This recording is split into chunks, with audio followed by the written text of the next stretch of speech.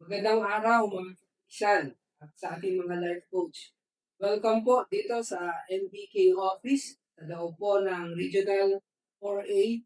Dito po yan sa Calabarzon. Isang pong kagalakan na muli tayo po ay pansamantalang makapag-post sa ating mga gawain o mga activities upang tayo po ay makapakinig at ng paalala mula sa ating Panginoon. Ito po ay nawa.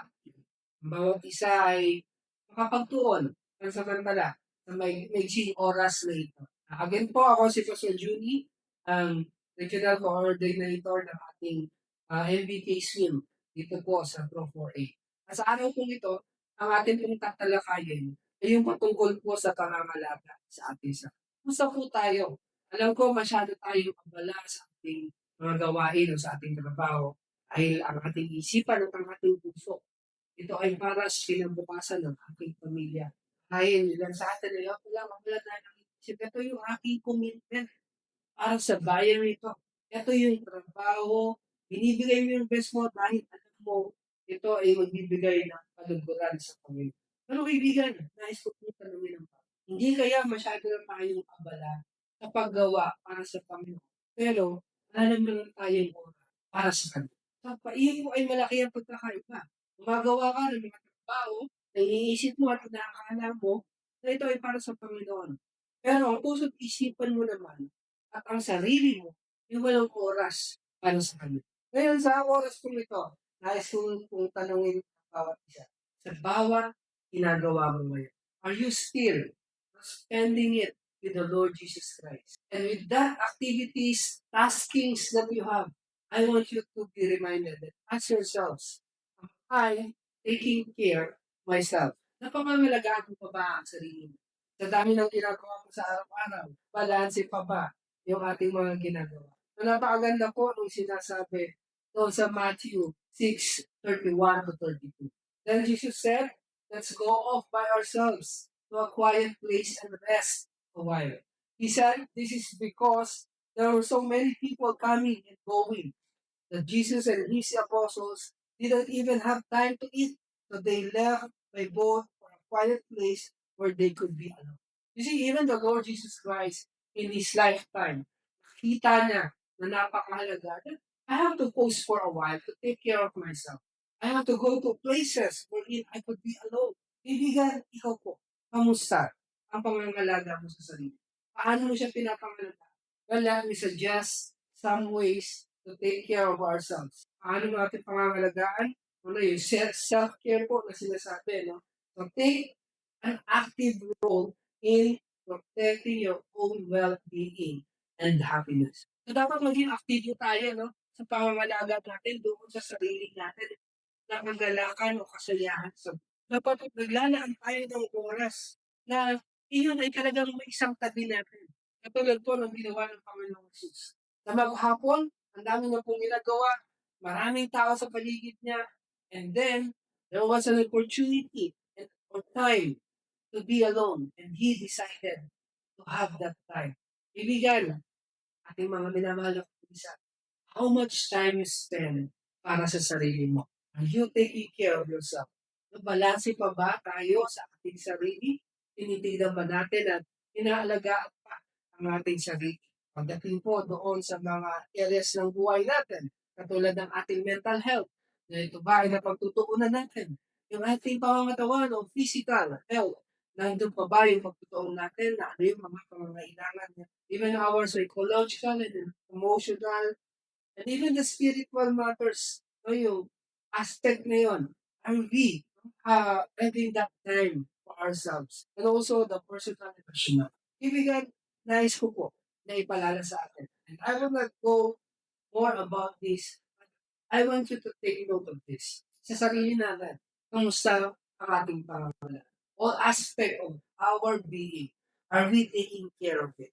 Alam niyo po, ang tunay, sabi po ng Psalms 94:19, when the cares of my heart are many, your consolation share. Pag masyado na pong marami, mabigat yung ating mga pinagtutukunan o sa ating puso. If you spend time with God, you have that moment with yourself and with God that will give you cheer in your heart. Ibigan, nais ko na maalala natin palagi, kailangan natin i-balance. Bigyan natin pagkakataon ng sarili natin na maging magalak, mag-enjoy. Pangalagaan natin itong mabuti. Pangalawa, sa pangangalaga po ng ating sarili, dito po kakaibat ating katawan o pangangatawan, yung physical body natin. Are we taking care of it? Napakahalaga po na maunawaan natin ang katotohanan. Kaya dapat bigyan natin espesyal na turing yung ating sarili o yung ating physical body. Why? Because it was created by God after His own image. Kaya nararapat lamang na tayo, no, ay magbigay ng magandang maayos na pangalaga sa katawan na ito. Kasi ang katawang ito, hindi po ito basta lang kung ito ay nilikha ng Panginoon. Binigyan niya ng buhay. Binigyan ka niya ng buhay. At ang katawang ito, bukod sa ito ay nilikha ng Panginoon. Nais kong maalala niyo, sa 1 Corinthians 6:19 to 20.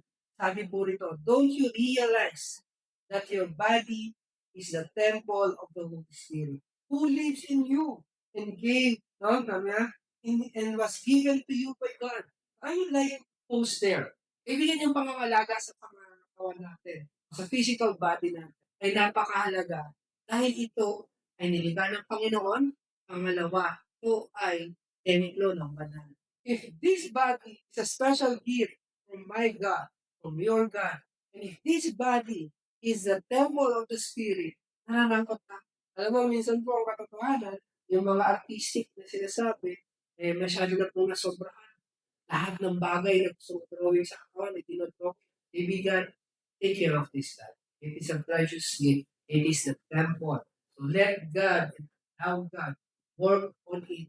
Huwag po natin sayangin ang pangalagaan. At sa bandang huli, nais ko po na ipaalala sa atin. Kamusta po yung oras natin? Sa bandang huli, nais ko po ipaalala sa atin. Kamusta ang oras mo?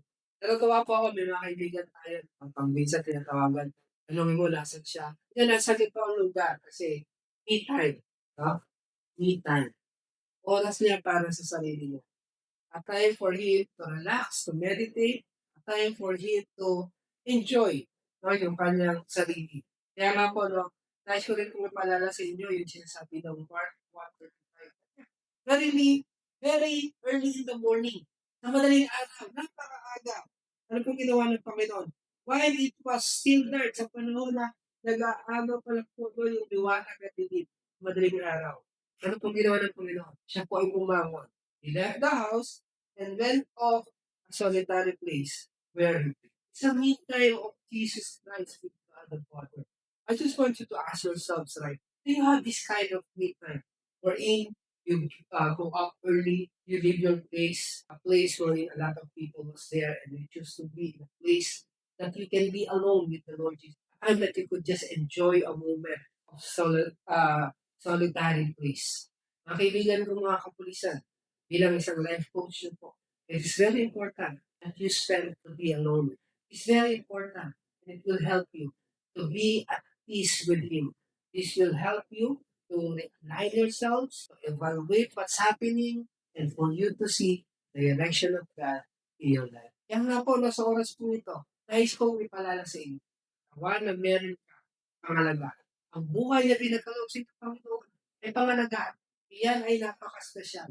Ikaw ay nilikha niya after His own image. And the body that you have, that you possess, is the temple of the Holy Spirit. Kaya nararapat lamang na pangalagaan. Nararapat lamang na ibigay mo yung best para dito. And again, I encourage you, have time with God. You need to go please away from your family, away from your friends. Take a time kung sa lugar na yun.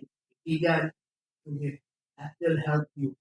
That will make you to have the right direction. Have that time. Take care. Ikaw ay pinagpala ng ikaw ay magiging mabuti na tagapangalaga. Pagpalain.